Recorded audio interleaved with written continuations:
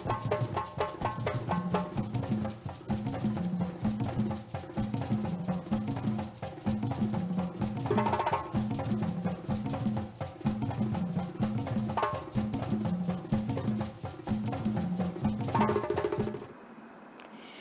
the television department of the Liberian Broadcasting System in Painesville, good evening and welcome to LNTV Weekend Review. 45 minutes of news that made headlines during the week. I'm Cecilia Glickly Clark anchoring this edition. Let's take a very short break. When we come back, we continue with our developments. Please keep watching.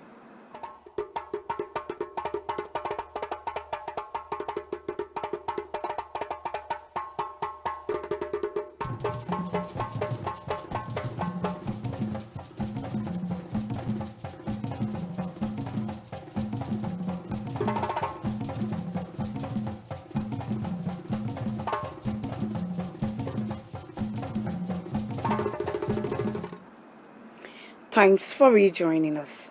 Let's take our developments. Health authorities have announced the arrival of several medical materials to help contain the COVID-19 disease in Liberia.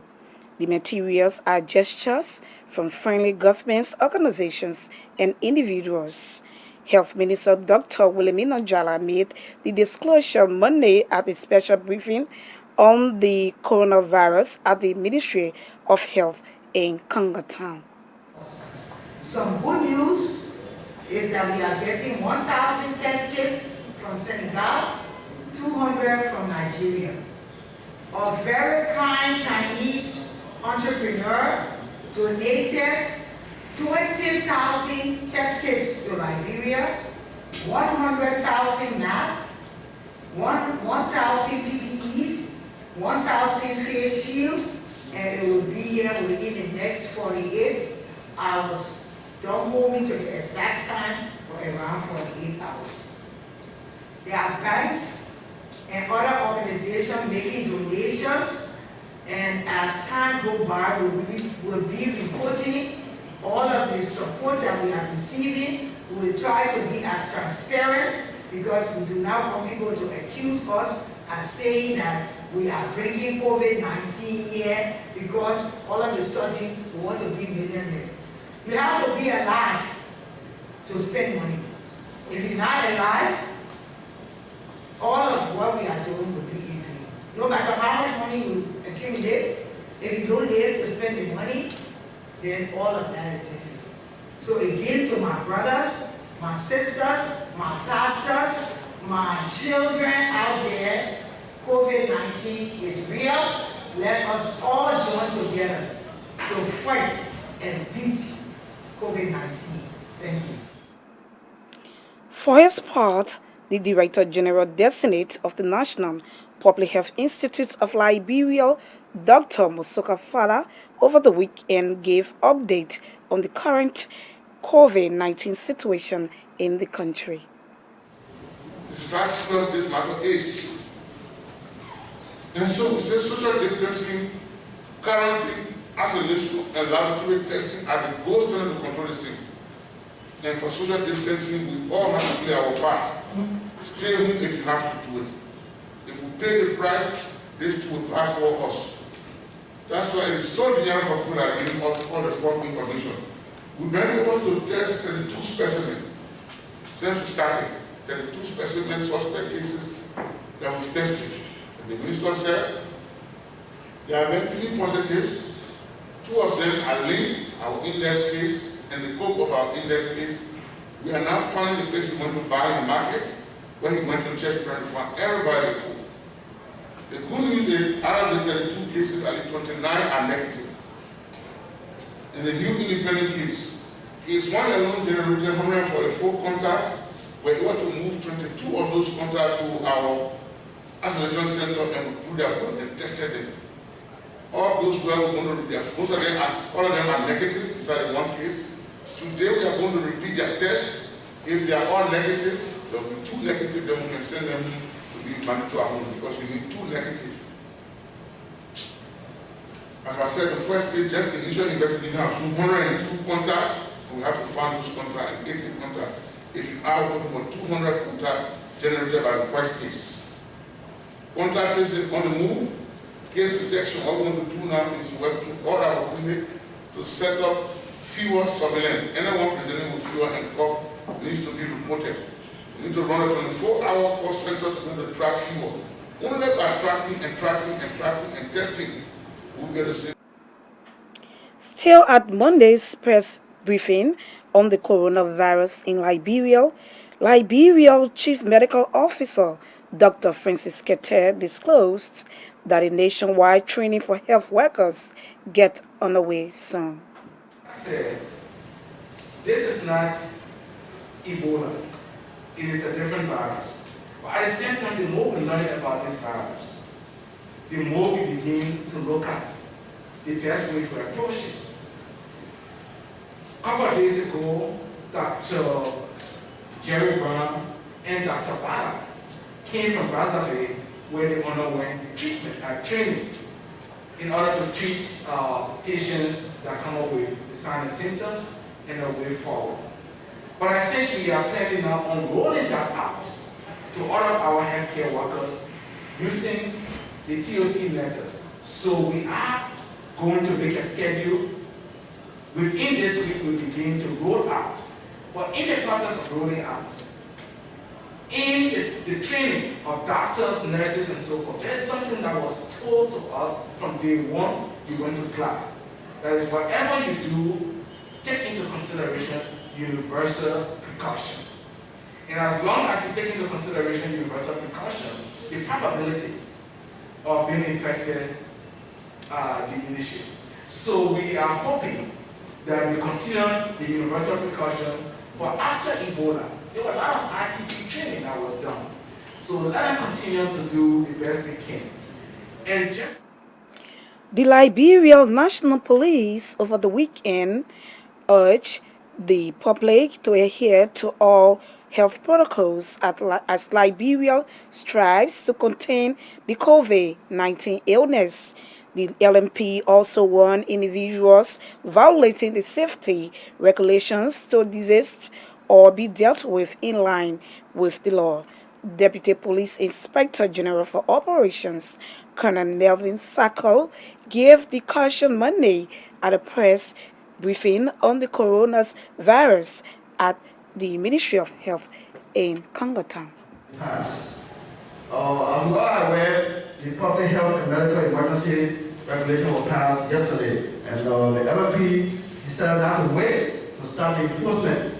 We started the process yesterday where we started shutting down of churches, beaches, entertainment centers to be specific, bar, nightclub, as well as schools. Some of the areas that we went to, they are asking why we did not provide citation to them. Let me say this, as Dr. Father said, all hands on deck. This is about our life, this is about our country, this is not about politics, this is not about religion, this is not about your sex or anything. It's about doing the right thing. We have the constitutional mandate to protect life and property. So when we are given the mandate to do that, we will enforce to the fullest. We are doing it in a very civil manner. We respect everybody. We want everybody to abide by this regulation. We are giving lawful instruction. If we fail, that becomes criminal. There's consequences for your action. We'll have you arrested. We will process you. The charge will be done for legal proceedings. We are very clear about that. There's no. During the week under review, several financing agreements intended to improve the living standards of Liberians and ease transportation constraints were submitted to the Liberian Senate by President George Weah. The agreements include loan agreement to finance the upgrading of the Konian-Vanjaman Road. Senate Secretary Nambola Sengbe read the President's communication in plenary Tuesday at the Capitol.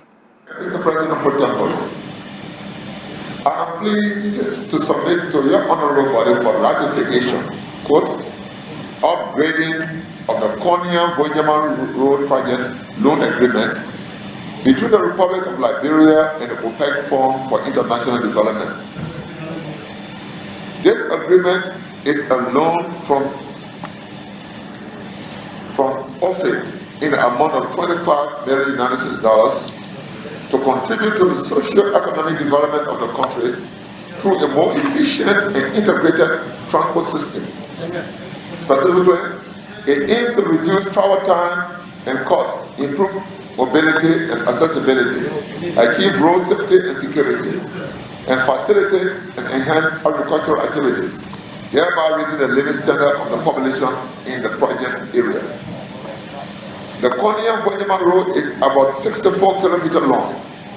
The project consists of upgrading the existing F road to a paved road with 7.2 meter wide carriageway, in addition to 3.25 meter wide service lanes in towns and villages, and 1.5 meter wide shoulders on each side to be changed to 2 meter wide sidewalks in towns and villages. It includes renovation of 7 bridges ranging from 31.5 to 94 meters. The project executing agency is the Ministry of Public Works. Honorable President Pro Tempore, this project is significant to our pro-poor agenda for prosperity and development, and I trust that the Liberian legislature will ratify this agreement in a timely manner. President George Weah also submitted the financing agreement for the River G hydropower plant project as read by Senate Secretary Namwala Sigme. Dear Mr. President Pro Tempore, I am pleased to submit for ratification by the Honorable Legislature, quote, loan agreement between the government of the Republic of Liberia and Abu Dhabi Fund for Development to finance the River G hydropower project, unquote. The contract was signed on January 12, 2020 in Abu Dhabi between the government of Liberia and the Abu Dhabi Fund for Development to finance the River G hydropower project. The amount of the project is 29,384,000 Emirates dirhams, equivalent to $8 million US. The project, when completed, will provide renewable electricity to rural communities, impacting the livelihood of citizens and economic productivity in the region, thereby helping to reduce poverty and greenhouse gas emissions. I trust the legislature will ratify this agreement to promote growth and achieve sustainable poverty reduction in our country. Over 14 million United States dollars during the week under review was appropriated to the 2019-2020 national budget. Initially, the budget had an appropriation of over 39 million United States dollars. Addressing the Executive Mansion weekly press briefing Tuesday, Presidential Press Secretary Soto Kebe said President George Weah has approved the recast budget. The President has also approved the recast budget because we know the budget had a risk of some 39 million plus, so it has to be recast. Some 14 million plus have to be reappropriated, and that was done and signed on yesterday at 6 p.m. So they tell us the President doesn't have a break. The President is working around the clock because he wants to make sure that we make progress and move forward. The President has also sent to the National Legislature an agreement also for what you call the IDA, or the, how you call it, the International Development Association funding. Is like a $40 million project.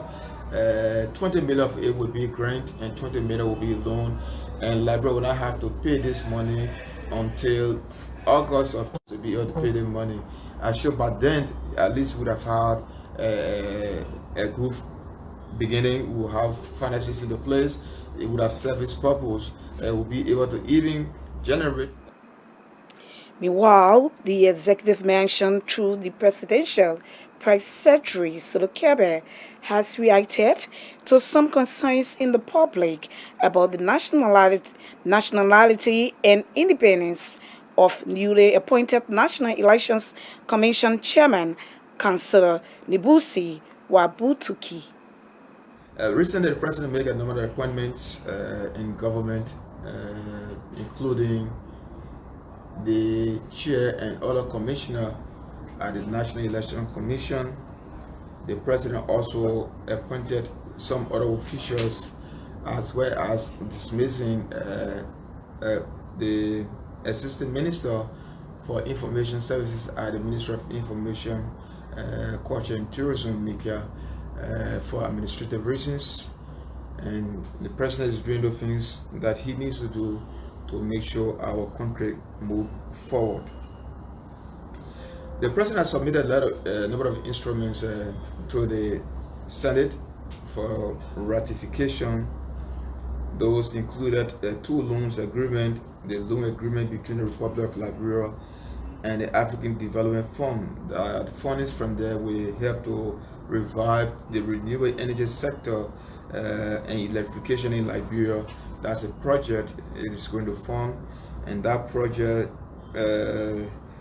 will pave the way for the build of a hydro in Nima County at the banks of the St. John River in Nima County, and the project worth $5.9 million.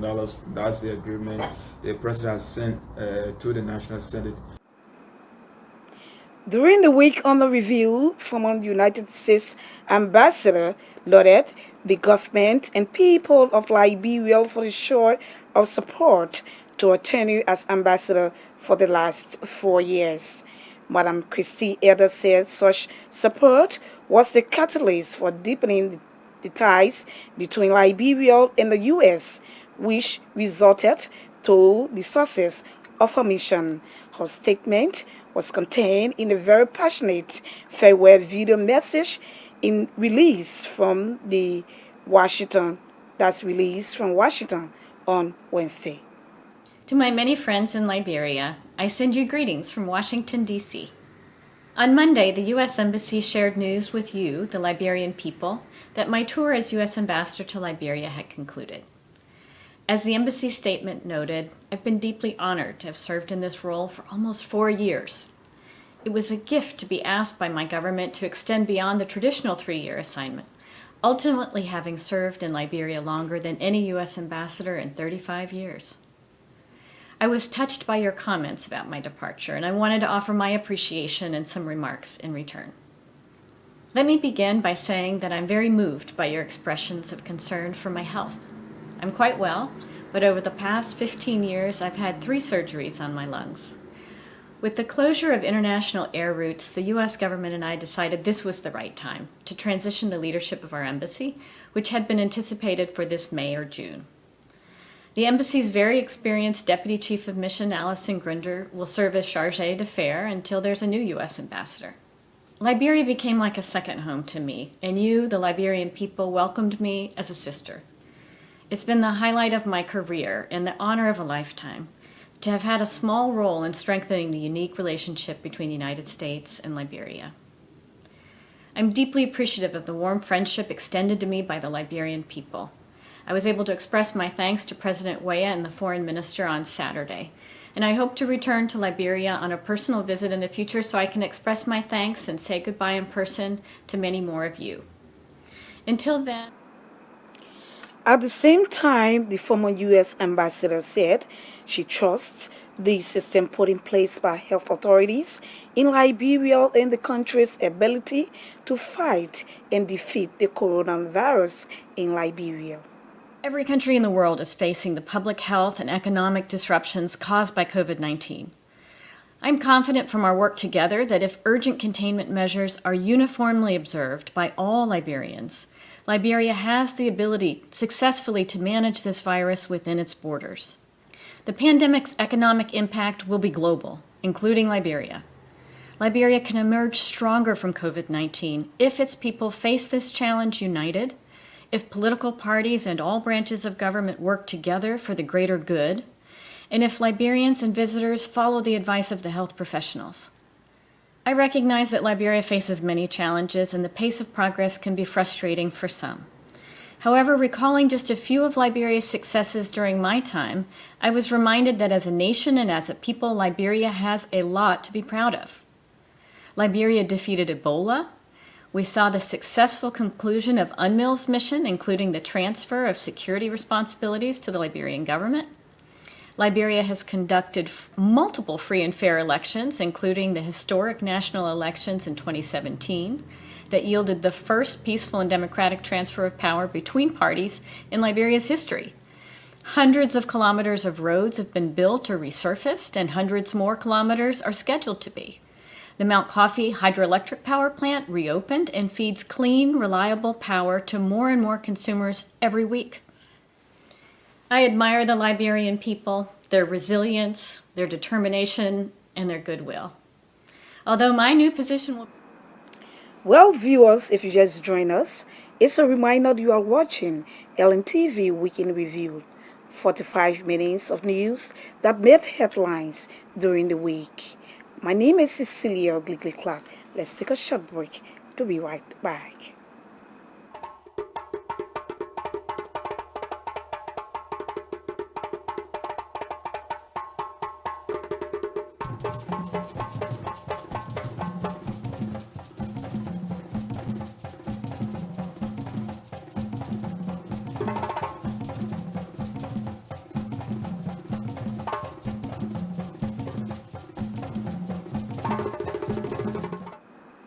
Many thanks for rejoining us. Let's take more developments.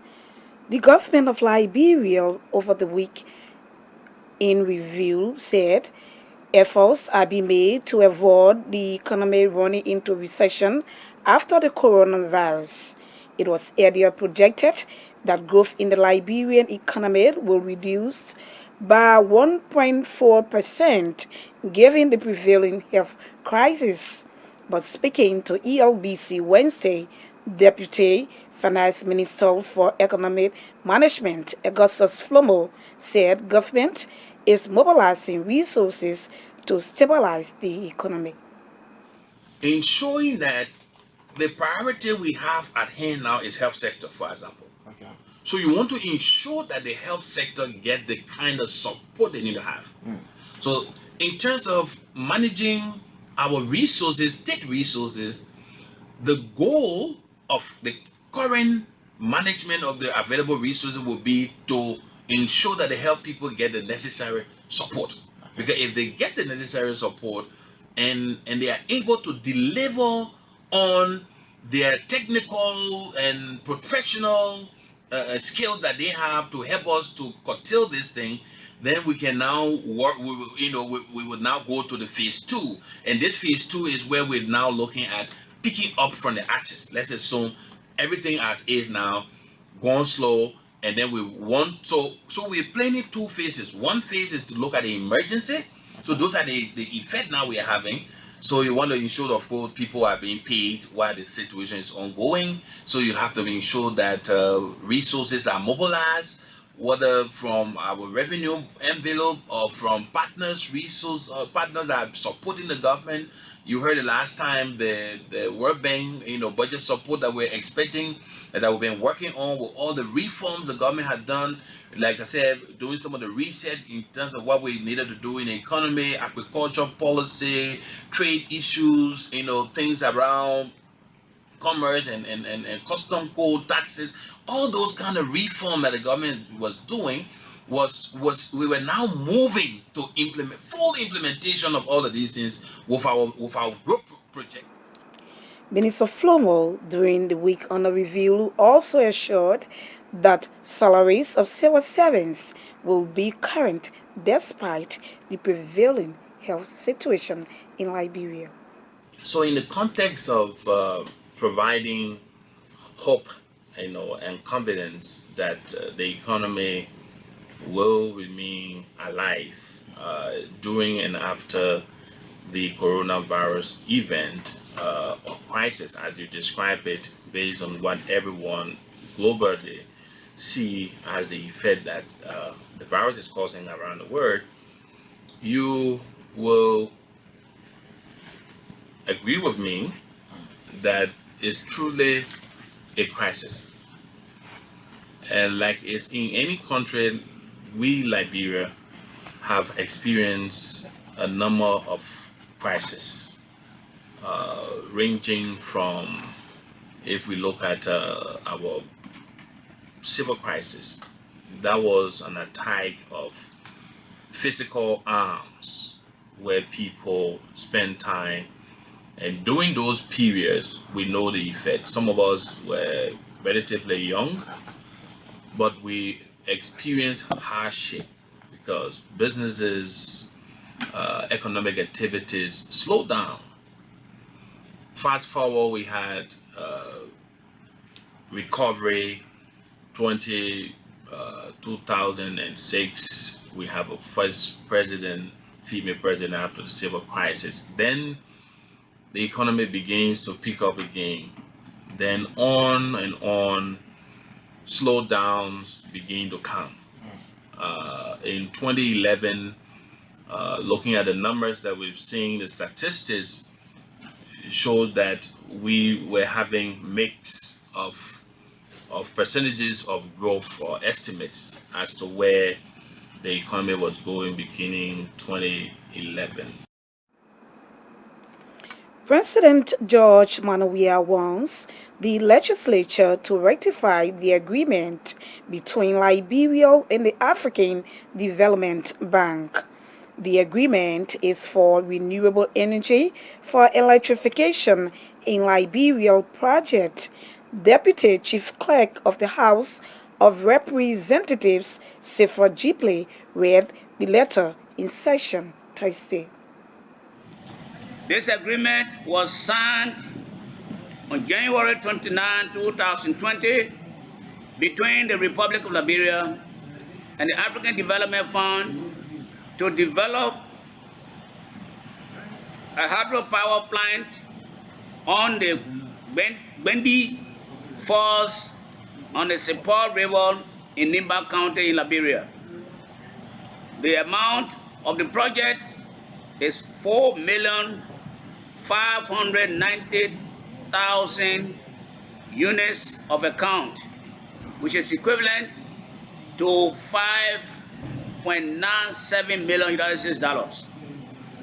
The project will enable the provision of reliable electricity and will improve the socio-economic conditions of the population in the project area, increase the electricity access rate for Liberia from 19.3% to 30% by 2024, and contribute to a reduction of greenhouse gas emissions. The project will also improve the operational efficiency and revenue base of the RIA and LEC, thereby contributing to the improved sector strength in Liberia. More donations continue to pour in since the outbreak of the coronavirus in Liberia. According to Health Minister Dr. Wilhelmina Jara, all donations will be used in the fight against the pandemic. She made the disclosure Thursday at a press conference organized by the Special Presidential Team on COVID-19 at the Ministry of Health. ArcelorMittal have donated $100,000 towards COVID-19 response. This money, before you ask what is going to be done with it, we have to bring in 3 lab technicians from from Nigeria, along with 3 immigration officers that are trapped in Nigeria, and we have products that are in Ghana and in Nigeria that we need to bring. Laboratory tests and also supplies. So this money will be used to get a charter flight to bring those things into Liberia. Echo Bank has donated $20,000 towards the response. The Lebanese community are working closely with us towards the response. The Chinese government has donated a lot of supplies, and we are trying to get those supplies from Ghana to bring in. So that's what some of the money will be used for. Jack Ma, the Chinese billionaire, has also donated a lot of supplies, including test kits, about 20,000 test kits to Liberia, but they donated it to 54 African countries, and our share is coming to Liberia. So I think the goods have arrived, and tomorrow we'll have the exact count of what we have received.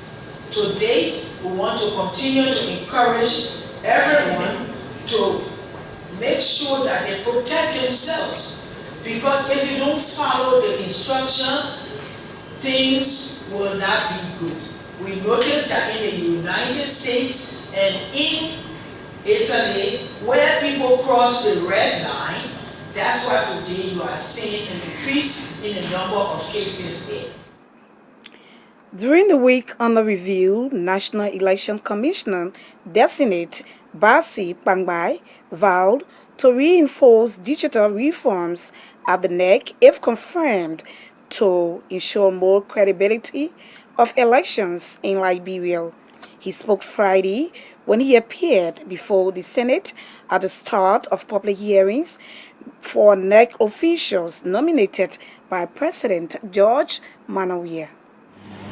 I've had the opportunity to conduct by-elections, electoral by-elections, and representative by-elections in their still present days in 8 of the 15 counties in Liberia. So I have come to the National Elections Commission as I've been nominated as the Elections Commissioner Designate for work of experience.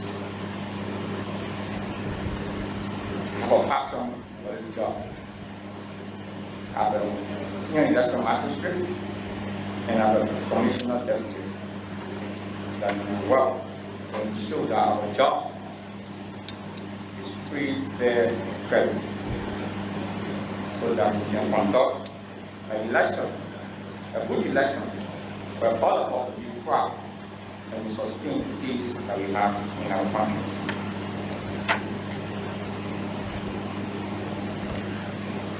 Thank you.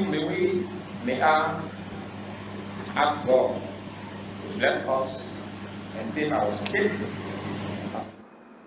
Well, for her part, NEC Commissioner Designate Josephine Colgay vowed electoral reforms if confirmed. I have the requisite academic credentials, having earned a master's degree in management from the Putnam Graduate School and a bachelor's degree in business administration from the A.M. Zion University College. We are coming at a critical time where there have been lots of concerns about post-election issues, such as the final registration rule, the FRR. They've confirmed our work with our colleagues and other stakeholders to implement electoral reforms that are already under discussion. When I was a little girl, my parents and I fled to neighboring countries seeking refuge because of the civil conflict that plagued Liberia for many, many years. My understanding is that the conflict started all as a result of power struggle, resulting from dissatisfaction of election results. Therefore, I take seriously anything that has to do with national elections and all the processes that bring integrity and transparency. In this post-conflict era, in our nation's history, I see elections as a thin line between peace and conflict. I therefore commit that if I'm confirmed With the love I have for my country like Liberia and our recent developments, I will work with my colleagues to contribute to the maintenance of peace by conducting free, fair, and the United Nations International Organization for Migration, in partnership with the Jewel Starfish Foundation, has presented 100 hand washing buckets and assorted hygienic items to the Youth and Sports Ministry. Presenting the items Friday, United Nations International Organization for Migration Country Coordinator Mohamed Diallo called on the ministry to ensure the items reach or distributed in the various communities. As you all know, this virus is hitting. It is not only hitting, but it is causing a lot of issues around the world. I think if you look at the impact right now, something that started from China, and the United States, that is the most powerful country in the world, is suffering today more than anybody. What we're trying to do here is not the quantity of the bucket, but the awareness that we are going to do to the communities. This bucket will be put in strategic areas, but the message will go loud that the most preventive measure is washing our hands, which means we need water and soap. If the community is aware of this, this will help reduce the virus. We all know the challenges that these countries have, from war to Ebola. We don't want another epidemic to affect our youth population. This country is made up of 60% or more of youth. We need to preserve this youth for social cohesion, for peace, and for security. All of you that is here today, even if you don't get one of these buckets, but send the message to your respective families. Social distancing and washing your hands. Receiving the items, Youth and Sports Minister Zioga Wilson thanked the two institutions for the gesture and called for greater partnership. And I must extend our thanks and appreciation on behalf of the Special Presidential Advisory Committee on Coronavirus, SPACO. Because the Ministry of Youth and Sports is a member of that committee, and whatever we are doing here, the Ministry of Health and on-field, they all support the effort and they are part of it and they are aware. So therefore, I want to extend our thanks and appreciation to our end for this level of support. We highly appreciate it, and I can assure you that the young people of this country work along with the Jewel Starfish Foundation to be part of the awareness process and also the distribution of this bucket. In our country, we say a little drop can fill a bucket. If you were to put a bucket here now and put a little drop of water in there all the time, it will just fill up one day, right? So whatever you brought here is not little. It is great. We want to thank you, and we appreciate the partnership, and we continue to be partner with you since I met both of you. We've had a couple of meetings. We have established a relationship, and when I place a call to you, Mr. Minister, give me a few days. Let me make some contact with my head office and get back to you. I'm happy that my call has yielded the desired result by providing these buckets to us that will take around in the rural community with the young people. We thank you so much. There are communities, like you said, women, pregnant women, single mom, even some men who really need the bucket. Well, viewers, on that note, this is how we draw the curtains on tonight's edition of LNTV Week in Review. Many thanks to our entire production team for making tonight's edition a success. Many thanks also to Sekou Kroma and his team at Top TV in Zweju City, Grangida County, for relaying our news and public affairs programs. Many thanks to you, our valued viewers, for watching. On behalf of the entire team, I'm Cecilia Gligley Clark. I anchored. Good night from Pinsville.